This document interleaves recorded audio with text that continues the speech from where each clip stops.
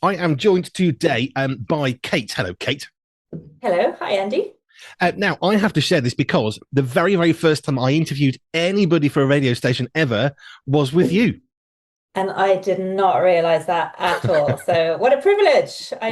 Do I take any credit for your career I with think so. Pure I think so. 24/7 or Pure 24/7 Radio, sponsored by Kate, inspired great. by Launched it Kate. well. Launched it well. Yeah. I'm Absolutely. glad. Now, you work for Care for the Family. We want to get into Christmassy stuff, hence the hat, which isn't just a random thing. Just give us a bit of an overview initially of what is Care for the Family, what do you do, and then we can jump into what we're looking at today. Sure. Okay. So Care for the Family is a national charity. We're a Christian charity. We were founded about 37 years ago by Rob Parsons. And it's really simple. We believe that family life matters. And we want every family to have somewhere to turn to in the good times and the bad times. So we want to support families in the good times and we want to stand alongside them and support them in the tough times.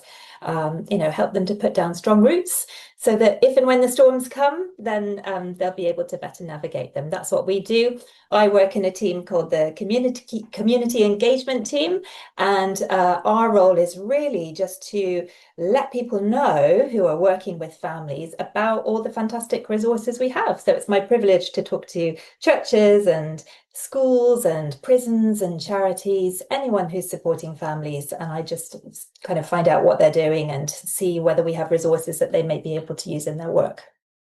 One I need to reference because this is how I got to know of Rob Parsons. I knew of Care for the Family, but somehow hadn't quite connected the two together, which, hey, sorry about that. But it was 60 Minute Father that I found in a high street bookshop, bought it and thought, hey, that looks interesting. I'm about to be a dad. Let's give it a whirl. 60 minutes. I can do 60 minutes. I can read that long. Now I read a lot, but it was such an amazing game changer for me because it was a guy saying, do you know what? I'm struggling with this. This is going okay. And it was that, I suppose, not everything's perfect, which drew me further in and thinking, oh, this isn't one of those books that said, you're all wrong. You're all stupid. Just do this. It'll be great. It was, do you know, here's what I found that works. Why don't you try? Yeah. And I love that approach. Yeah, thank you. I think that's really kind of key to what we do, actually, Andy. It's kind of like standing alongside people Mm. in what they're going through, saying, you know what, I've been there too. I've found that hard as well. And you're not alone. We're with you and we'll get through it together. That's what we're all about, really. Yeah. Walking together. I'll lead with this one because the thing is, if you're walking in a desert on your own, you're going to go in a circle because one leg might be imperceptibly shorter than the other, but you will walk in a circle. But walking with somebody else, now you can go in a straight line. Yeah, absolutely. And I think, a lot of we offer befriending services, for example. That's one of the things we do at Care for the Family. And they're all the befrienders we have are befriending someone who's in the same situation themselves, because it's that same thing. The only person who can truly understand what you're going through is someone who's going through the same, right? So we love to be able to match people up with someone who really understands what's going on and, support them through it. Which matters because it's very hard to listen to anybody who doesn't actually know what you've been through. I know everybody's Yeah. unique and every situation that's the same isn't exactly the same. Yeah. However, it's so powerful when we lost our third child to miscarriage and people were loving and kind, but they didn't get the pain until we met somebody who did. It's like, oh, and they were saying the things that we felt, and that was so powerful. That in itself was healing, let alone the fact they cared for us and made us a cup of tea. But it was just they knew, and that means that their pain and our pain now we're the same. And hey, we can listen to you. Absolutely. I think that's powerful, isn't it? Just standing alongside people and listening and being present, really. Yep. Yeah. Right. Christmas is upon us, which is apparent by the hat. I don't wear this in March. I know it's a shock. Maybe we should. It's very warm. I'll be honest. This cheap polyester hat. My head is hot. But Christmas, it can be an amazing opportunity for families to get special time together, and you've got these unique memory building moments. You've got grandparents and uncles and aunts you never see all of a sudden, and it can be brilliant, and it can be not so good.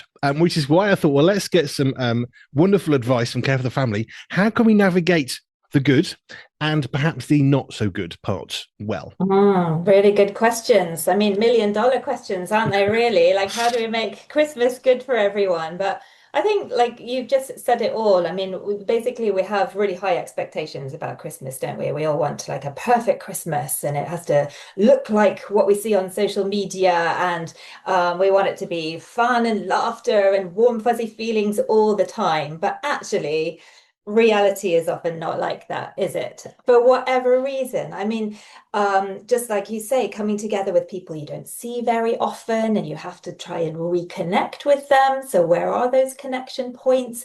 You may be going through, difficulties or pressures for whatever reason. So, it might just be that you're struggling with something. It could be, there are relationship pressures. It could be you've lost someone that you love recently. It could be financial pressures. Could be all sorts of things, couldn't it? Could be you're separated actually by distance. Could be that you can't be together at Christmas, and that's really hard, as hard as being all together.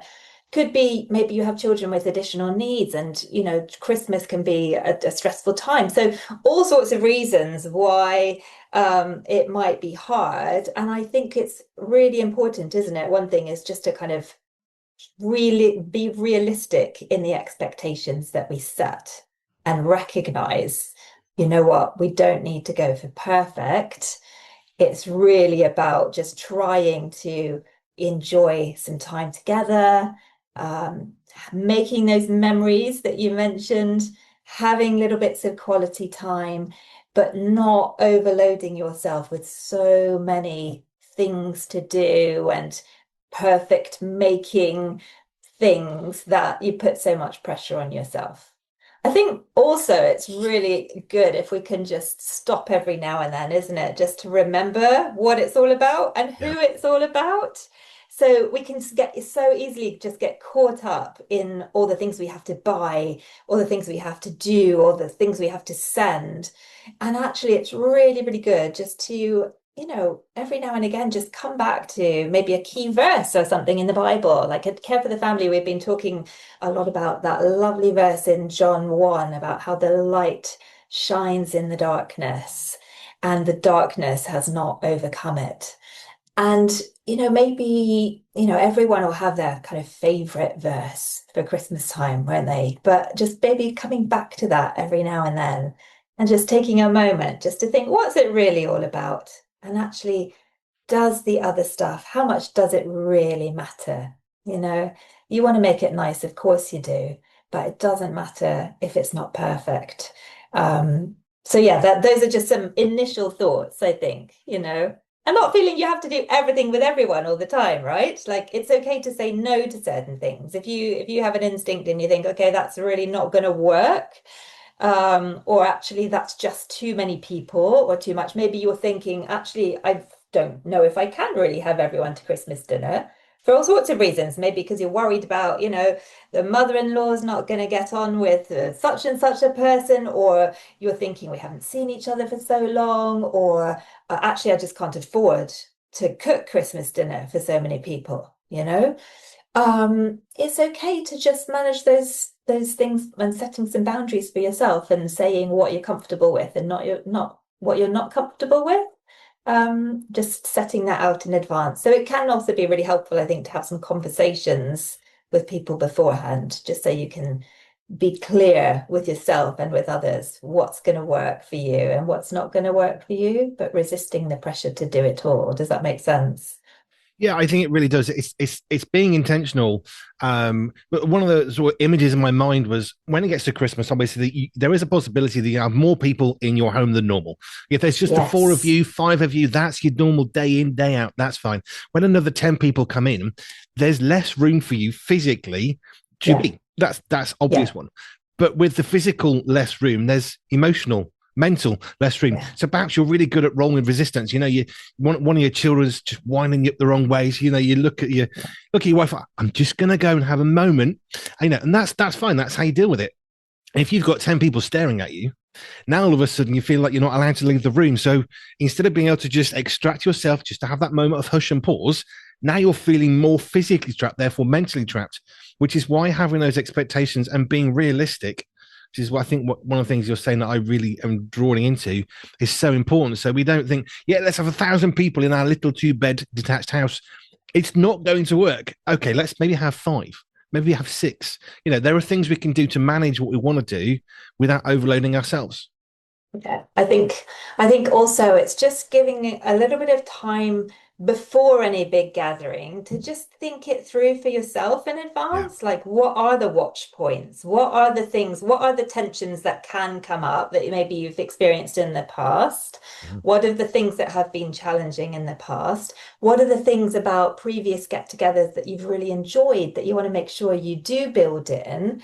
What are the things that could help you reconnect? So, if you haven't seen each other for a long time, or there's, maybe you see everyone, but some people in the group don't see each other, right? So they need to reconnect. So thinking about, I mean, I was thinking this year, we've got a bit of a get together going on before Christmas, and I want to get some really simple kind of games that we can play at the table. Yeah. So just simple stuff like charades, or that one where you have to decide who you are, and you write down a name Yes. on a post-it note, and then everyone kind of passes it on and sticks it on their forehead, and you have to answer questions to figure out who you are. Simple things like that. So that doesn't cost anything. It's literally like write a name down on a piece of paper and stick it on your forehead. But they're great icebreakers, and they're great things for just facilitating some kind of light-hearted conversations at the table so that people have something to talk about. And then once everyone kind of relaxes a little bit and gets to know each other again, then the conversation tends to flow more naturally, I think. But sometimes you need just a little tip or a trick just to get it started, I think. I think the other thing that can be a bit tricky when you all get together is things around presents, and kind of expectations and differences. Maybe if there's a big group of you, about what you're actually going to give each other and how much you're going to spend. And again, I think it can be good to just think in advance and maybe even talk to people before they arrive. What are the expectations around that? Like, how many presents are you going to get each other? I mean, we're going to spend Christmas with another family this year. And so we had a conversation a couple of weeks ago just to clarify, like, are we going to give each other? Is it just going to be we're buying presents for the kids, or are we all going to give each other presents? And how are we going to do that? Are we just going to do kind of one present each so that everyone gets something? Or, you know what I mean? So it's really helpful just to have that conversation beforehand so that it doesn't turn out to be embarrassing in a way if one family really goes for it and the other one is a bit more restrained. And that could be kind of a funny thing to have to navigate on the day, couldn't it? Whereas if you've set it out beforehand, then everyone's a bit more, in the know about what's going to come and what's expected, I think. One of the things I wrote down, I make notes as I speak to people. I wrote the word no in a box and put a happy face next to it because being able to say, no, we can't do that actually can be good. One of the things that as a family we wanted to do was we wanted to be honest. If someone's having a bad day, then there are no fake smiles. We've never ever had that as a family because it's something we grew up with. Right? Everybody has to be nice. You have to smile. Everybody is going to get on. Is Yeah. never going to work. And it just creates bitterness under the surface, which always erupted on Christmas Day. And there's me and Joe with the families and thinking, can we go home yet? Because I don't like this atmosphere. But we've always been honest. If you're having a bad day, have a bad day. That's okay. Yeah. Christmas Day is not the one day of the year when you need to smile when you're broken inside. Actually, it's the one day of the year to say, I'm not coping very well. Which is why I wrote the word no down in a box with a happy face next to it, because saying no is so powerful. Yeah, I think it is a powerful word, and it can be really freeing as well. If Mm. we can say no, like, it can take a lot of pressure off our shoulders if we're able to say no, I can't do that actually. And then that releases you to be able to do what you think you can do, Yeah. as opposed to trying to be what you think everyone expects you to be. Yes. I think also, I mean, it is important to recognize, like you've said, that emotions can be running high at Mm. Christmas because we're all kind of, so busy and we get tired, and it is emotionally charged, isn't it, Christmas? So it's good to just recognize that and just be very conscious of your own emotions and also other people's, and Mm. not wanting to follow down the route of anything that's going to escalate those emotions and make them, higher and maybe spark them off. So just practicing, almost recognizing how it feels when you're starting to feel a little bit stressed Yeah. or a little bit like things are about to potentially blow up. So how does that feel in your body? You know, is it that you feel like your heart is starting to beat faster? Is it that you feel your cheeks are starting to flush? Just practice recognizing those signs Yeah. so that you can kind of nip it in the bud and just say, actually, I think I just need to take a really deep breath now, you know, and that will just settle me and stop me going off. But just being aware of that and being aware of who's in the room. I think what you said was really important about it's, you know, maybe you're struggling, maybe there's mental health issues, maybe you've lost someone, you're bereaved, and you're actually not feeling Christmassy at all. And it's really hard. And there's pressure to be happy, happy, happy all the time. I think it's really important to say it's okay to be sad at Yeah. Christmas. Last Christmas for us was the first Christmas without our mum, and that was really hard. And we said to each other beforehand, you know, this is going to be hard, and actually, it's okay to be sad. But equally, we also said it's also okay to smile and have fun, even though she's not there. Yeah. So it was like, we don't need to feel like we all need to be, we are sad, but we don't need to be sad all the time. We can still smile and try in as much as we can to have a nice time and to remember the good times and to make memories for the future. But it's okay not to just be having a great time all the time. So just thinking who's in the room, who are the people I'm in touch with at Christmas, and actually what are they going through? There could be all sorts of reasons why they're Yeah. not doing quite as well. And it might be really hard to put on an act and be merry and jolly all the time. Which I think is really summing up everything you've said. That depending on where we are, what situation is it, a family gathering, is it a friends gathering? Have we decided to get some folk from work, which can be brilliant or terrible? It just depends on the situation. Each one of those we need to navigate, but we need to think it out and not just say, "Oh, it'll be fine," because Yeah. maybe it will for you, but maybe for the person who's doing all the creating of the food part, maybe this is something they're not fine with, and actually it is being, I suppose, sensitive to other people so that everybody gets an opportunity to be joyful or actually sad. Yeah, absolutely. That everyone just can do it in the way that's right for them. And yeah, I mean, I know I tend, you know, we really want everyone to be happy and have a good time, especially if we're like, you know, if we've organized the gathering or we're kind of see ourselves as the like, main person or whatever. There's, you know, you want everyone to be Yeah, happy, don't you? Even yeah, if they're sad. But yeah, just trying to rein it in a little bit and just think it through. I think that's right, Andy. Like thinking through every little get together with people, no matter how many people are there, who's coming, where are they at, what's going on for them, what are the watch points.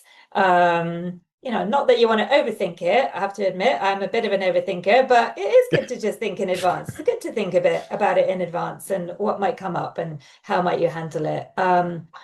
And yeah, if you know whatever is going on for people, what might be helpful for them? Who are the children? If there are children coming, you know, what stage are they at? You know, unrealistic necessarily to expect your teenagers to be, you know, in full conversation if that's not their normal mode. You know, maybe they are great conversationalists, maybe they're more one word monosyllabic phase, you know, so recognizing, you know, unrealistic for them to suddenly morph into the perfectly, you know, conversation person for your Christmas dinner table, accepting people as they are, isn't it, yeah, really? I think accepting people as they are. And little kids, you know, again, being realistic, you know, are they, if they're missing nap times because of something, then they're going to be tired at a certain point and they might kick off, right? yep. Or actually, they may not fully appreciate the really expensive big present that we gave them because they're more interested in the box that it came in, you know, and so, and not, but not being upset by that. It's just how it is, isn't it? So Yeah. just taking things a little bit more like, you know, seeing where everyone's at and what stage they're at and what's realistic for to expect from people, I think. Let's just take a slightly different angle on this as well, because of course at Christmas there's every possibility. Maybe there's a nativity play at the local school, might be a carol concert at your local church. Events when we then go out of our family surroundings, we're out in public, if you like, literally. So how can we navigate those better, especially because this is one that always got to me when I was working in children's ministry. You get to Sunday morning, Christmas Day at church, right? Bring your presents to the front. Now, as a family, there were quite a few years when we didn't have presents to bring to the front, and we avoided those church services because we thought it's too hard for us as parents, thinking, but we can't engage in that. So we weren't engaging in the church service at all. And, as a family, we love going to church. But for us, sometimes it's like, we're going to not go to church today because it's too painful. When they do that question, we can't go. Our kids have got nothing because we've got nothing as a family. So how can we navigate those well as, I guess, as people? And then from the sort of secondary point of view, how can churches do well to engage families? Gosh, good questions. I guess first off, maybe controversial, but you don't have to go, do you? You don't have Nope. to go. Again, that can be, I think, can be like a stress point if in the busyness of Christmas, maybe the services you go to aren't the ones on Christmas Day, but the ones around Christmas. Because if you try and go on Christmas Day, it can just put too much pressure on the day and you can't fit everything in if you've also got to go to church and cook the turkey and etc etc etc.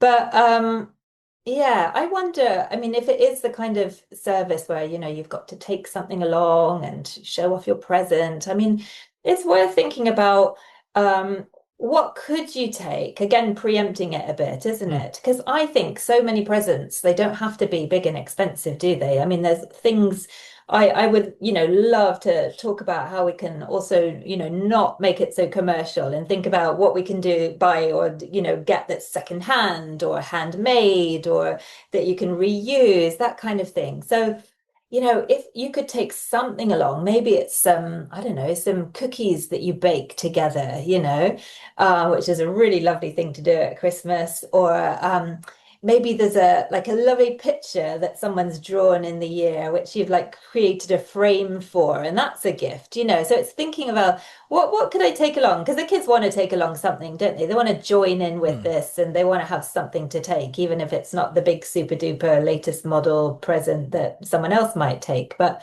thinking, well, what could they bring? How can they join in Mm. by having something with them? Which doesn't have to be something that costs a lot in monetary terms, but maybe it's something that is a thoughtful little something that's special to them so that they can still join in with stuff. Um, yeah, that's what I would say for joining in then. And I'm sorry, I can't quite remember what your second question was, having And just talked that. that is fine. I was thinking about how we can approach going to church activities, perhaps the nativity Yeah, play or the choir concert stuff, but also how can churches help us how can better churches engage? help? And Yeah. I'll since you asked the question, I remember once we went to a church when I was a little kid. I was very young, and we had that part in the service, bring stuff forwards. But the guy Mm. flipped it, and he said, "Right, all the children, I don't want you to bring anything. Just bring yourselves to the front." And the church had bought really like cheap little cars, or I think he owned like a pharmacy range, so he had like stuff that girls might like, stuff that boys would like. And he's like, "Come and get a present." And at the end of his little talk, every child brought something back to the family from the front. And I remember looking back at the time, even I was like probably 8 or 9, thinking, "Wow, this is cool. I've come to Mm. church and I've got a present. This gets good. This." Yeah, that's lovely. I mean, one of the things in our church that we really love is whenever we have a family service, we love to get the kids doing some kind of crafting type activity where they would make something probably at the beginning of the service, Hmm. which works really well. So they'll come in, they'll sit down, they'll do a bit of a little craft and making something that they then take away with them. So again, they would have come to church, but they leave with something that they didn't arrive with because they've made something, whether that's like a Christingle or some other like a Christmas decoration. Yesterday, the kids were making Christmas decorations that they could then take with them and put on their tree at home, or that kind of thing. So I guess it's how can the church facilitate for the kids to actually get something from the service rather than have to bring something to it, isn't it? If you've got the ability to do that, it's quite nice, isn't it? Or giving them like a little Christmas storybook or something. Some churches I know buy the little Christmas storybooks, and then give them to Yeah. families when they leave as well, which is really lovely, I think. I might pick up the wrong car. However, on my desk in front of me, I've got a little special things. One of which, if I hold, is a little car. Okay, I think this was about £1.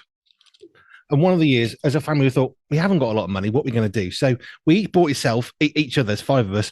We had a few quid. We're going to buy each other one little car for the other 4. We'll choose it, and that's what we did. And those cars I see on desk, and they're really special. We had almost nothing that year, but you know what? I've still got on my desk the memory of my family saying, we're going to think about what we're going to get you.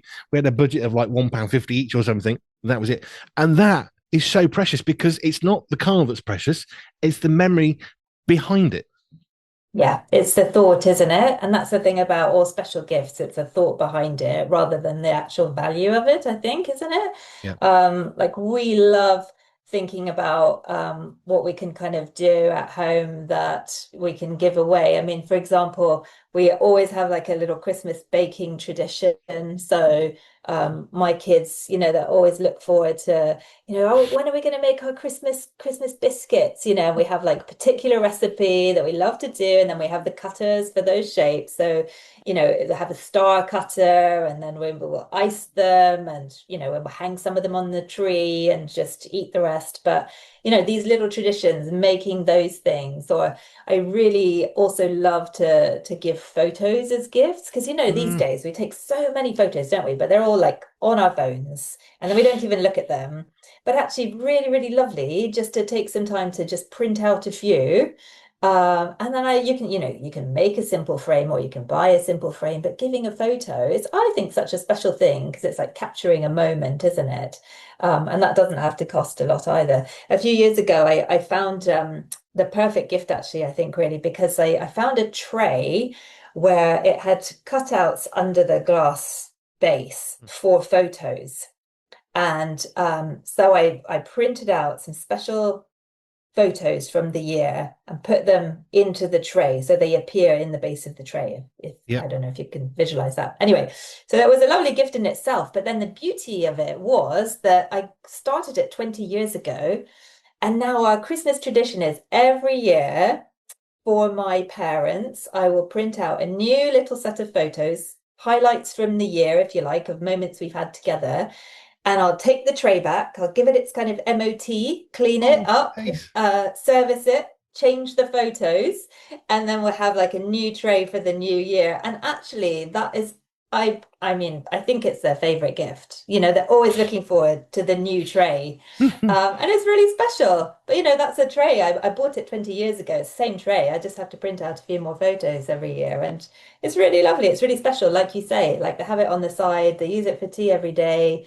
It's just really nice. So it's exactly what you said, Andy, of just like a little thing that it means so much more than what it actually is in itself. Yeah. Um, yeah, it's good. All that kind of stuff is really good, I think. But I mean, that's a tradition that you've created. You've perpetuated that. It's alive, and as you say, it's a few printouts. It's Mm. as monies go, that's pence. Yeah, But it's the expectation of, what's going to be behind the pictures this year? What we're going to see. But every yeah, single one of those is so much more powerful than just a bit of paper with some random ink on it. This is yeah. actually a memory that's going to trigger joy for the rest of the year. It doesn't get much better. Yeah, no, it's really nice, isn't it? And I think, but also we've got the other end of the spectrum, haven't we? Where people are kind of hoping for really expensive gifts, and maybe kids, have come up with, they need all the latest gadgets, and they'll present you with their Christmas list, and you're thinking, crikey, I don't know, how we can afford any of these, let alone some of them.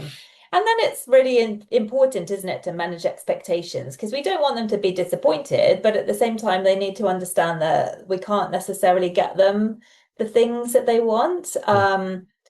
One of my girls loves to always send, whether it's birthday or Christmas, like a list of her wish list. and there'll be like a link to all the things. And sometimes you go through it all and you go, oh my goodness, crikey, like, this is a lot of things. And you have to think, well, actually, is it realistic to get all these things? And I think it's good to talk about it with them and say, look, love your list, it's really helpful, but I'd love to understand, which are the things that are really important to you, and which are the ones that maybe you wouldn't be too upset if you didn't get. And actually, are there any alternatives for some of the things, that might be a little bit more economical or whatever? So it's good to also just, again, manage those expectations and talk about it. I think talking about it is quite important, isn't it? Just to make sure everyone's on the same page and make sure that everyone's happy and comes out with something that they're happy with.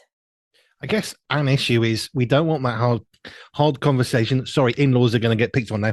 We don't want that hard conversation with the mother-in-law who's going to come and wants to do this and wants to do that. Just an example. But actually, rather than saying, well, we don't want that conversation, so we won't have it, and then it happens, and every year it's the same stress, and everyone's get angry. Oh, why are we doing this? But if you'd have that chat and said, look, this happened last year, and we need to talk about this. Whether you want to, we need to talk about it. Write them a letter. I mean, put it in. If you can't have the conversation, put it in a letter. But actually say, look, this is what happened. This is how it made us feel, and we really want everyone to have some joy and not have that flashpoint that now everyone's anticipating with anxiety. We need to find a better way, and sometimes just say, how can we do this bit differently? Don't just say you're stupid. Again, don't be rude. Don't that person. Say how you felt and say, look, how can we do this so that you get to do something you feel is important for you, but that everybody can be included in such a way that doesn't make us all think, here we go again, because we want to avoid that.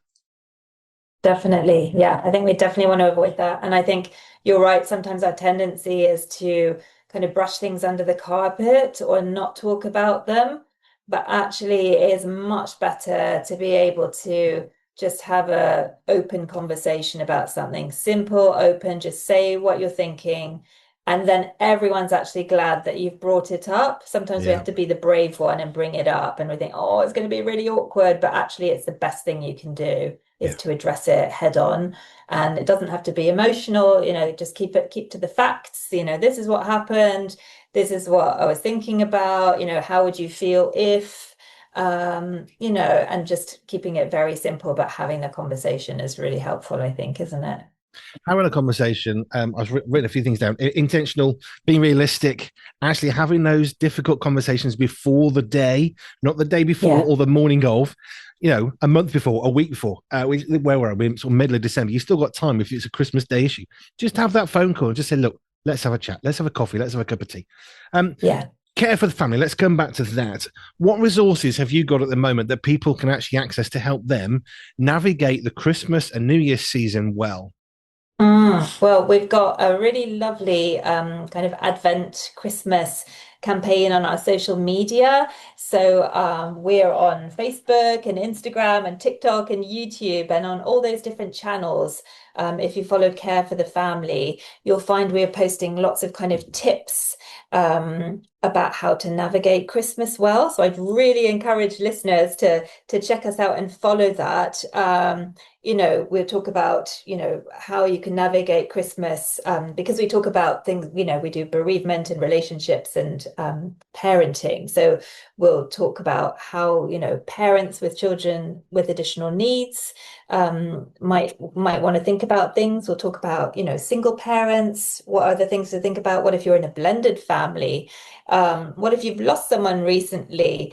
What if you're separated? What if you are struggling financially? So do check out the social media because there's a lot of great tips on there for how you can think through these things as we've just been talking about. In general, I mean, Care for the Family offers support for parents, for couples, and for those who are bereaved. And we have all sorts of resources. So the website, cff.org.uk, is a great place just to have a little look on. You can look at the parent support pages or the bereavement support pages or the couple support pages and just tap into the resources we have. We've got podcasts, we've got books, we've got courses, we've got befriending networks. The social media is really good. We have our event tours that go around the country as well. So they'll be kicking off again in the spring.